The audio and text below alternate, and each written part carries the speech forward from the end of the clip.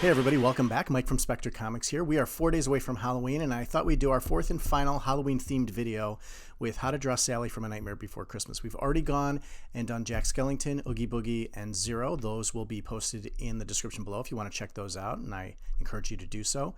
But our final video is going to be on Sally, so let's jump right in. I actually changed it up this time. I went back to drawing on my tablet. I actually drew Sally on my sketchpad like the other three videos, but I kept screwing it up and I wanted to get this video done, so I went back to the tablet. It became a little bit easier for me. We're going to start the drawing like we do typically when we're drawing on the tablet, which was we're going to just model the body with simple shapes: a circle for the head, a line for the neck, kind of a oval for the torso, arms and legs. This is going to be a portrait shot from the waist up, and we're just going to outline the parts of the body, and literally parts because Sally is all sewn up together.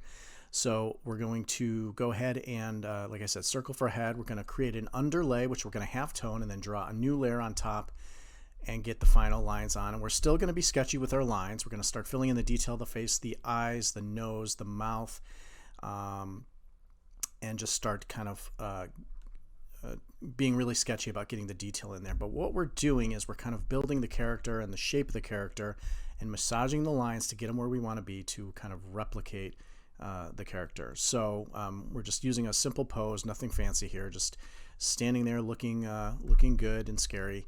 And I'm just kind of using the underlay skeleton to kind of model the various detail in the body parts.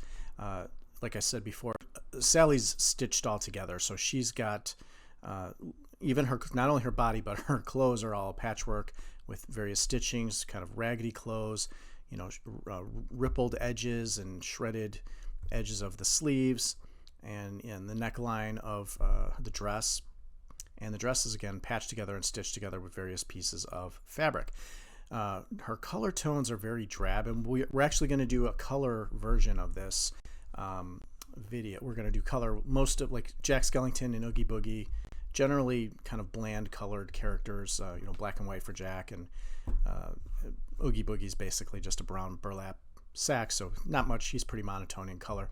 But Sally's got a little bit of texture to her. Now, the character in the movie is very subtle colors. I've seen other drawings of Sally, like by Disney and stuff, where they've made her like really colorful, you know, purple patches in her dress, oranges, and various colors. But if you watch the movie, her clothes are pretty drab colored, and, you know, browns and grays and, you know, very, very earthy kind of colors, but drab, and nothing kind of pops. So we're going to kind of keep with that tone. And her skin's kind of like a grayish, kind of like a cool gray color. We'll get into the coloring a little later. Right now we're just adding the detail around the eyes and getting the shape of the eyes correct. Her eyes kind of come to points, but they're big on her face. She's got eyelids. The key to the mouth, you know, you draw just normal lips like any person. You know, you make them a little, like for a woman, you make them a little more full.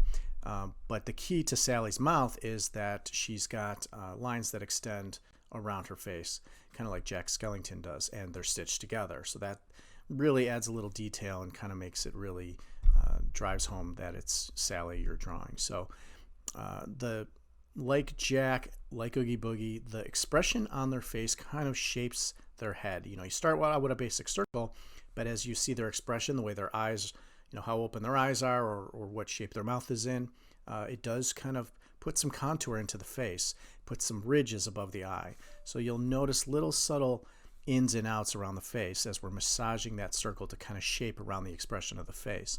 The hair is basically just, it's got a part slightly down, not right down the middle, but a little off center, and the hair is just pretty straight. It's not flowing or anything. It's just pretty straight. You know, these are models and, you know, puppets, so it doesn't flow like hair does. The sleeves of her dress, very raggedy at the ends, shredded in a bit. We're just getting the shape of her arms down, and the key again to most of the exposed parts of her body is she's got a lot of stitching. You know, so there's like lots of lines and stitching that goes across, adds a lot of detail to the character. So as I'm kind of drawing around the character, we're adding the patchwork of the dress. And we'll show the stitching in a bit. We're kind of working from one side of the body to the other. We're getting the hair down. We're gonna go ahead and turn off the underlay so we can kind of clean up the drawing a bit better and see our hard lines a little better. And again, here we're adding all the stitching in to kind of patch all of our clothes together. And we're kind of erasing, same technique I always use if you've watched any of my other tutorial videos, is we will start really sketchy, even with our hard lines on the tablet specifically. But if you were drawing on paper as well, you can start really sketchy but light, and then shave away with an eraser at the lines to kind of finalize them. Again, we're using a Wacom Cintiq 13 HD tablet, and I'm using Photoshop Elements for the drawing program, the program I'm using to draw here. We're going to start adding some detail into the eyes. We're going to add, she's got very straight and eyelashes, and they kind of come out in 2s or 3s, like from a single point. So not normally like an eyelash that goes across the lid of the eye, but they're kind of poke out in patches of 3. So we're going to go ahead and start adding some color. A little thing happened when I started working on this. Right before I did this drawing, Windows did an update and it screwed up all my tablet settings. So you'll notice as I'm using the marquee tool like I usually do to fill things in, where I'll kind of create an area using the polygonal marquee and then just use the paint bucket to fill that in. What happened is that it became really sensitive. There's 2 things that happen. One is the keyboard used to be a very small keyboard that would pop up. Well, Windows settings changed, and all of a sudden when I activated the keyboard, it pops up this huge keyboard, and you'll probably see that in a minute when I create a new layer. But another thing that it did, which is really annoying, and I haven't figured out how to fix it yet, is that it made the polygonal marquee, when I use it, when you tap around the character to kind of create an area to fill in, it made it so that the area, it's very sensitive. So if I just tap, it'll, what happens with the polygonal marquee is that if you tap twice, it'll close your loop. So I'll tap, and I'll tap gently, and it'll close the loop when I don't intend it to. That's why I have all these weird shapes. You'll see even right now in what I'm doing now. It just is creating these weird polygonals. So I'm kind of having to go over and over again and try to be very careful and deliberate when I'm doing this, because it's making it a little more difficult to use the polygonal marquee. Hope to fix that next time I do it. But here we are filling in the clothes. Again, a lot of drab colors I mentioned earlier. And then some patches of the dress actually have some detail and design in them. So I'm just adding some swirls and some lines in some of the patchwork to give it a little more detail. The skin, hard to kind of pick the skin color. It's kind of a gray, kind of a cool gray. I changed the opacity to give it a little bit of, just to make it a little lighter. And then the hair is kind of red, but it's a darker red. And I'm even making the underside of her hair, the part of her hair that you can see kind of past her neck, making that even a little darker. I'm going to fill in the background with a little black just to give it a little more, to give the portrait a little more depth. And that's it. Filling in some of the shadows and areas. I didn't go crazy with coloring. These are just flat colors. Nothing crazy. But this is the final drawing. I think it turned out pretty well. So that is it. That is how you draw Sally from A Nightmare Before Christmas. Hope you had fun following along. I'm posting this on Instagram, so go ahead and follow me at Space Misadventures to see the final drawing, study it in a little closer detail.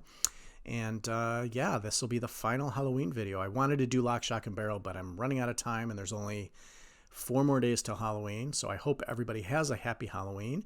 Go ahead and subscribe to the channel. We're going to get back to some Spectre comics videos upcoming, some comic making videos, some other drawing videos. But as we get into the holiday season, I do want to do a lot more holiday themed videos. I think they're fun to do, and people seem to like them because I'm getting a lot more views than normal. So that's a good thing. So again, like the video, leave a comment below if you want to have me draw anything else or show you how to draw anything else, and subscribe to the channel so you don't miss anything else. I hope you have a nice day. Have a happy and safe Halloween, even in this time of the pandemic. And that's it for now. We'll see you next time. Thanks.